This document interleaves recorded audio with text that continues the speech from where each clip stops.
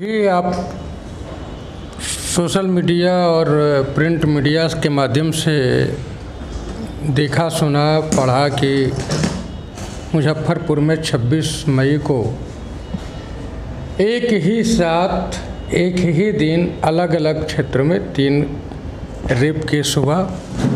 उसमें एक लड़की जो मात्र 9 साल की थी, उसके साथ जो घटना घटी, रेप करने के बाद लोग उसके चेस्ट को, पेट को और जांघ को चीर दिए, गर्दन को काट दिए।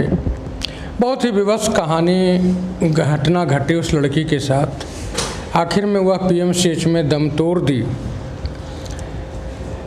आंदोलन हुए लेकिन इसका कोई परिणाम नहीं हुआ और बलि के बकरा बने अस्पताल मैनेजमेंट में एक व्यक्ति और एक डॉक्टर।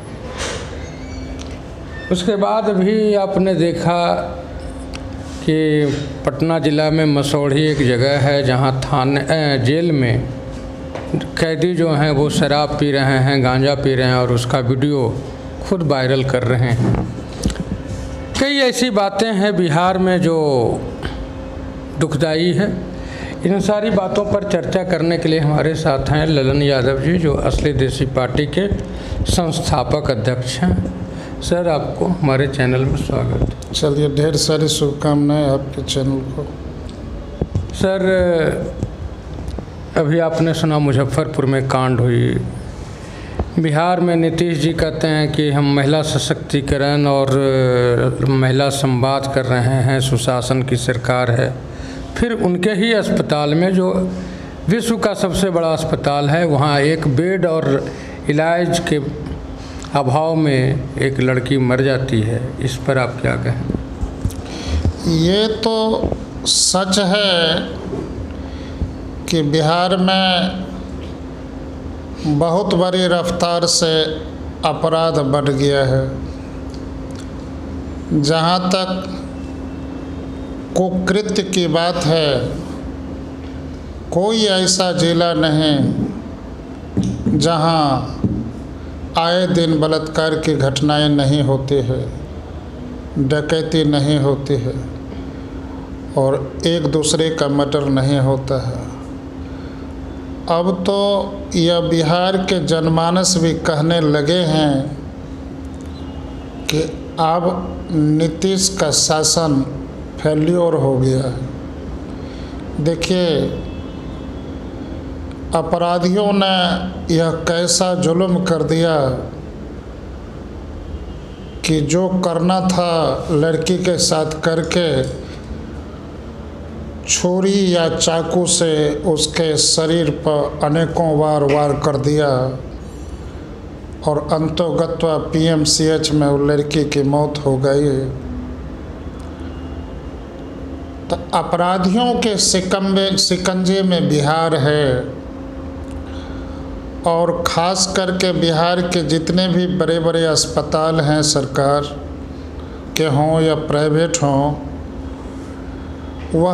वहाँ दलालों का अड्डा बहुत बड़ा है और दलालों के इशारे पर ही वहाँ रोगियों का इलाज हो पाता है। बिहार सरकार इतने तरह से लापरवाह हैं कि हर विभाग में ज़रा देख लीजिए, हर विभाग में बिना पैसा लिया कोई काम नहीं होता है। यही बिहार है जो गौतम बुद्ध का बिहार था, विवेकानंद, डॉक्टर राजेंद्र प्रसाद का यह बिहार अब अफसोस कर रहा है कि जाति पाति भेदभाव से ग्रसित यह बिहार अब ईमानदारी वफादारी निभाने वालों को बर्दाश्त नहीं करता है। आखिर यह कैसा बिहार है? अब नीतीश कुमार के शासन लगभग 20 वर्ष पूरे हो गए, लेकिन अब बिहार में अपराधियों का इतने तरीक़ा से बोलबाला है कि उद्योग धंधा करने वाले भी शाम ढलते हैं घर में छिपने को तैयार हो जाते हैं। रंगदारी का मामला बिहार में सबसे ज़्यादा बढ़ गया है। हालात तो बद से बदतर है हैं। अब देखिए, आपके चैनल के माध्यम से सिर्फ याद करा देना चाहते हैं कि बताइए कि इस बिहार में इतने वर्षों के शासन में एक कम से कम या बड़े बड़े ज़िला में फैक्ट्री खोल जानी चाहिए, या बड़े बड़े उद्योग न लगे, या संभव न हो सके तो लघु उद्योग, कुटीर उद्योग कम से कम का बिजनेस सरकारी स्तर पर आम जनमानस को, जनता को लाभ मिलना चाहिए। यदि ऐसा होता तो इतने प्रकार से त्राहिमाम नहीं है। हम तो 20 वर्ष की बात छोड़ दीजिए, 30 वर्ष से खास करके बिहार में इतने प्रकार से बेरोज़गारी बढ़ी है कि लाखों नहीं करोड़ों बेरोज़गार बिहार से पलायन कर रहे हैं। आज जो नतीजा बलात्कारियों के ऊपर आपके सवाल में जो कहा गया, उस पर हम ध्यान आकृष्ट करके ये कहना चाहेंगे कि पहले ज़माने में यदि छोटी छोटी घटनाएं होती थी तो उस विभाग के मंत्री मंडल से उस विभाग के मिनिस्टर रिजाइन दे दिया करते थे। एक ही दिन, एक ही डेट में, एक ही जिला में 3-3 बलात्कार हुआ। हाय रे स्वास्थ्य विभाग, हाय रे नीतीश कुमार का शासन, तेरी यही कहानी। आँखों में आंसू और आम जनता के नज़र में सिर्फ पानी ही पानी। आज जो बिहार की हालात है वह भयभीत है, माहौल ख़राब है। बिहार का कोई ऐसा कोना नहीं है जो जगह अभी पूर्ण रूप से सुरक्षित है। यहाँ तो देखते हैं कि दरोगा को भी बहुत जगह खबर आई थी कि दरोगे को गोली मार दिया। अब बहुत जगह खबर आती है कि दरोगा निर्दोष लोगों को फंसा के जेल भेज देते हैं। अब यदि सही मामले में फैसला करने की बात यदि हो तो ईमानदार लोगों को दरकिनार कर दिया जाता है।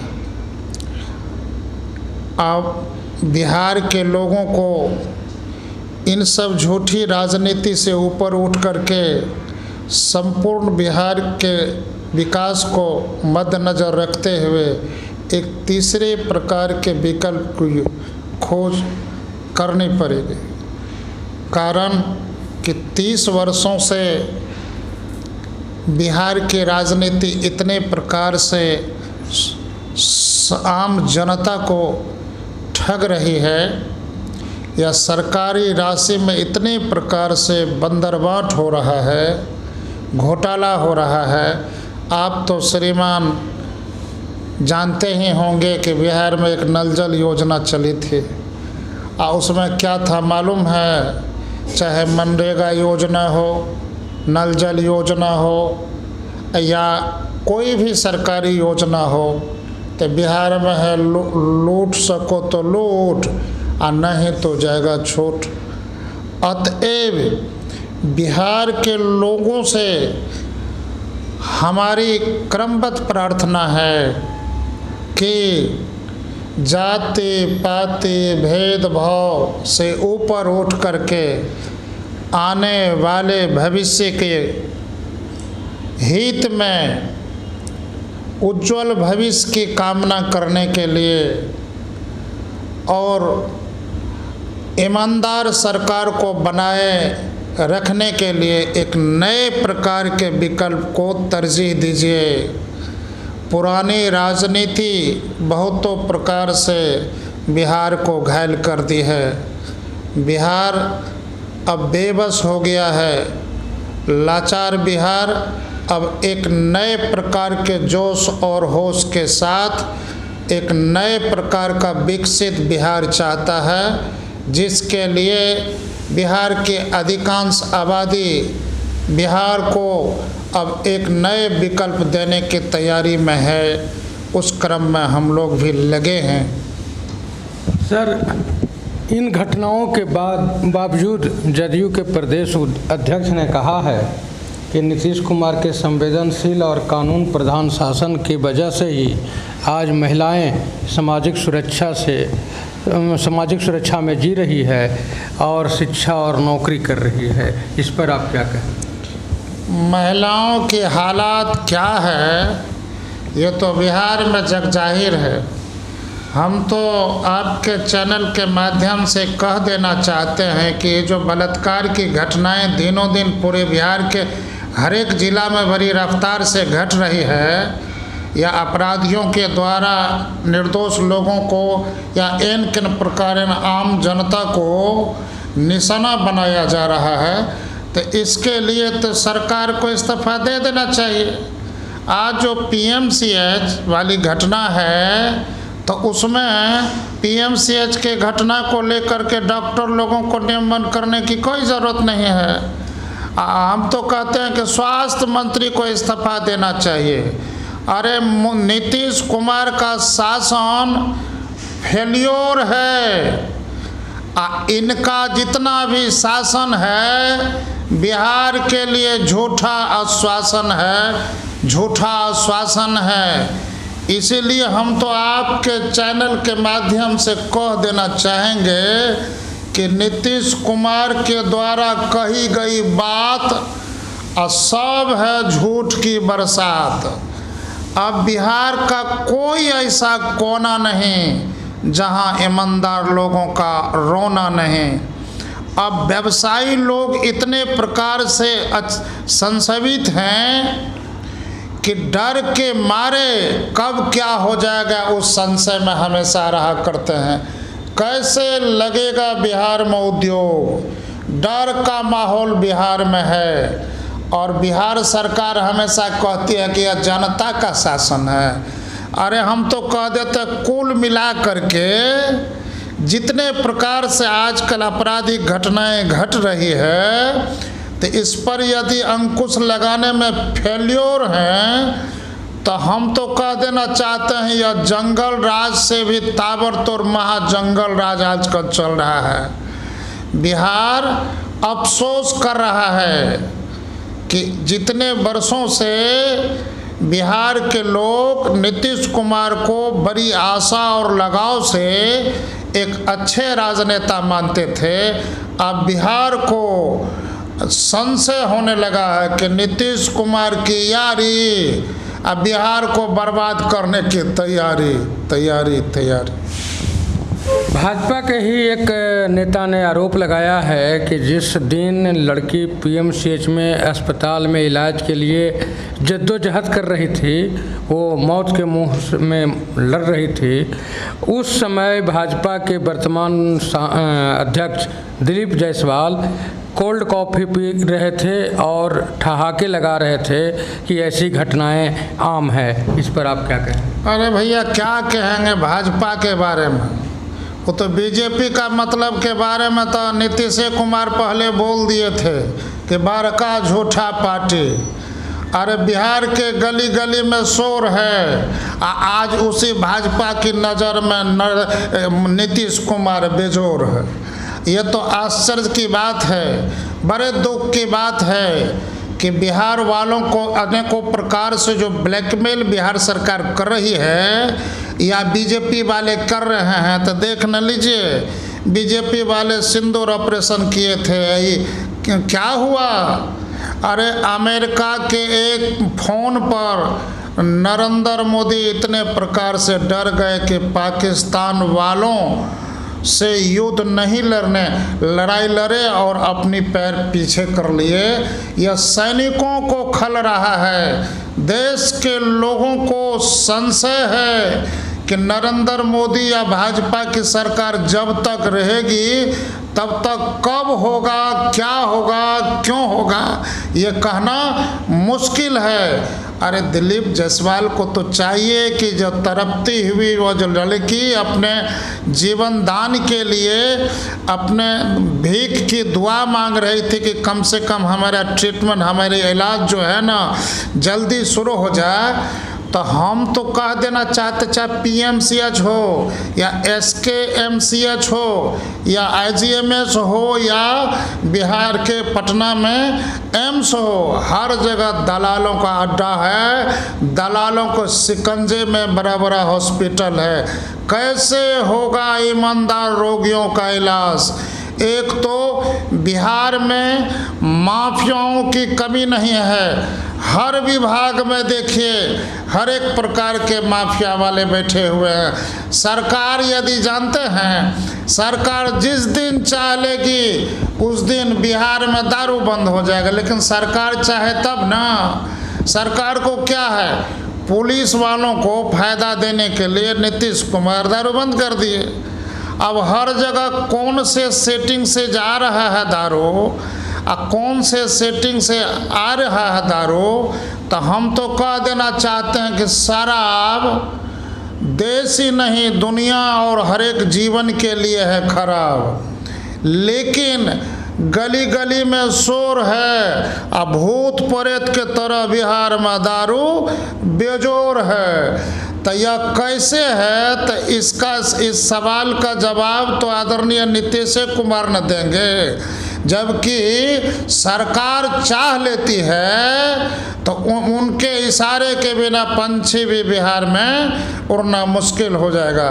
लेकिन पता नहीं हर विभाग में इतने प्रकार से लूट खसोट, अत्याचार, भ्रष्टाचार, दुराचार, अपराधियों का बोलबाला और पुलिसिया जुल्म इतने प्रकार से बढ़ गया है, कमीशन खोरी इतनी बढ़ गई है। तो आपके चैनल के माध्यम से तो हम काहे के लिए कोर्ट पर तो बयान देना नहीं चाहते हैं, लेकिन इतना ज़रूर कह देना चाहते हैं कि जो भी कोर्ट में जज साहब बैठते हैं, तो जज साहब के ठीक 2 मीटर के बगल में उनका स्टेनो साहब बैठते हैं, जिसको PS साहब बोलते हैं, और वह भी 300, 400, 500 रुपया लेन देन करते रहते हैं। आज तक 2 मीटर की दूरी पर बैठे रहने वाले जज साहब भी नहीं पकड़ पाए हैं। तो इस प्रकार कैसे इंसाफ होगा? किस प्रकार से नाजायज हो रहा है आँखों देखा हाल। लेकिन क्या करेंगे, लोग जाएं तो कहाँ जाएं? हर जगह तो यही व्यवस्था है। यहाँ तो इंसान लोगों को जीना मुश्किल हो गया है। जो अच्छे अच्छे व्यवसायी हैं, ईमानदार व्यवसायी हैं, परिपक्व बिजनेस करना चाहते हैं, वह अपराधियों के डर से बिहार छोड़ रहे हैं। यही कारण है कि बिहार बर्बाद होने के कगार पर है। नीतीश कुमार के चलते तो बिहार बहुत प्रकार से कमज़ोर हो गया है। अब तो 20 बरस पीछे चल गया है। अब देखिए ना कि यहाँ तो सरकारी स्कूल में जो पढ़ाई लिखाई होती है तो भगवाने भरोसे होती है। वो पढ़ने में हो सकता है टीचर पढ़े हैं या नहीं पढ़े हैं, हम तो उस पर कोई आपत्ति तरफ बयान नहीं देना चाहेंगे। लेकिन पढ़ाई यदि होती तो प्राइवेट स्कूलों की संख्या उतनी बड़ी नहीं होती। और प्राइवेट स्कूल में इस तरह से मनमानी बढ़ गई है भाई साहब कि जो स्कूल को 500 एक क्लास का लेना है, 2 क्लास का 1000 लेना है, सब मनमानी तरीके से लेन देन कर रहे हैं। यहाँ की सामान्य लोगों को, साधारण लोग के बाल बच्चा कैसे पढ़ेंगे इस महंगाई की दौर में? हम तो कहना चाहेंगे कि आजकल जैसे प्राइवेट स्कूल जो बढ़िया स्कूल है, अच्छा स्कूल है, उसकी फीस भी मोटी है। आप देखिए महीना में भी सबसे ज़्यादा 1000-2000 वो लेवे करते हैं। तो ऐसा बताइए, अब तो शिक्षा बिक न रही है। जिसके पास ज़्यादा पैसा है तो अच्छा स्टैंडर्ड स्कूल में अपने बाल बच्चा को पढ़ाते हैं, और जिसके पास पैसा कम है तो वही इधर उधर वाला सरकारी स्कूल में पढ़ाते हैं। अब बताइए कि पूरा बिहार जो है अनेकों प्रकार से तो बदनाम है ही, लेकिन व्यवस्था इस प्रकार से सरकार के नाजुक है कि अब यह बिहार रह रह करके एक नए बिहार बनाने के लिए, विकसित बिहार बनाने के लिए ये पुरानी राजनीति और पुराने नेताओं से मुक्ति चाहता है और नया विकल्प बना करके एक नया बिहार चाहता है, एक नया बिहार चाहता है। G7 में भारत को आमंत्रण नहीं मिला और एक संस्था जो इंटरनेशनल है उसमें उपाध्यक्ष की लड़ाई में भारत और पाकिस्तान आमने सामने था, उसमें पाकिस्तान जीत जाती है और भारत हार जाता है। सर, किस तरह से भारत विश्व गुरु बनेगा? देखिए सर, एक आशा जगी थी 2014 में कि नरेंद्र मोदी का शासन बेजोर होगा, लेकिन देश के लोगों को क्या पता था कि सूट बूट पहनने वाली मोदी सरकार 200 देशों की यात्रा में 125 लाख रुपया करोड़ खर्चा किए हैं। अब बताइए, जब भारत पाकिस्तान से युद्ध हो रहा था तो कोई भी देश इनको साथ नहीं दिया। मतलब समझ रहे हैं कि विदेश नीति इनकी सब फेल्योर रही है। ये झूठ का डंका पीट करके, झूठा वादा करके देश के लोगों को इतनी बड़ी आदत से लाचार हो गए कि विदेश में भी झूठ का डंका पीटने लगे। अंतोगत्वा नरेंद्र मोदी के करतूत से भारत की प्रतिष्ठा का हनन हुआ और भारत की ईमानदारी और वफादारी पर विदेश नीति भी इस पर फिर से संशय करने लगे। अंतोगत्वा यही हुआ कि उपाध्यक्ष में पाकिस्तान वालों की जीत हुई। दिन में 3-4 बार सूट बूट पहनने वाले और झूठ का डंका और डिंग डोंग देने वाले प्रधानमंत्री की हार हुई। उसकी हार के चलते पूरे हिंदुस्तान के लोगों में मायूसी है कि यह कैसा जुल्म किया कि 200 देशों की यात्रा करके भी अपनी साख को नहीं बचा सका। इसीलिए हम याद करा देना चाहते हैं कि आदरणीय प्रधानमंत्री मोदी जी, हम तो आपके जैसे नेता को कह देना चाहते हैं कि आप झूठ बोल करके कितना राज करेंगे। सत्ता के गलियारे से अब तो चप्पा चप्पा गूंज उठा रहा है आपको हटाने के लिए इनकलाब के नारों से, इनकलाब के नारों से। आपने समय दिया, इसके लिए आपको धन्यवाद। आपके जैसे बिहार के लोकप्रिय और सबसे वरिष्ठ पत्रकार को साथ में दोनों चैनलों को निष्पक्ष खबर देने के लिए पूरे बिहार की तरफ से बहुत बड़ी शुभकामनाएं। 17 जनवरी 2024 को विधानसभा सदन के पटल से माननीय नीतीश जी ने कहा था कि गरीबों को स्वरोजगार के लिए 2 लाख रुपया किस्त दिया जाएगा, जो वापस देने की ज़रूरत नहीं है।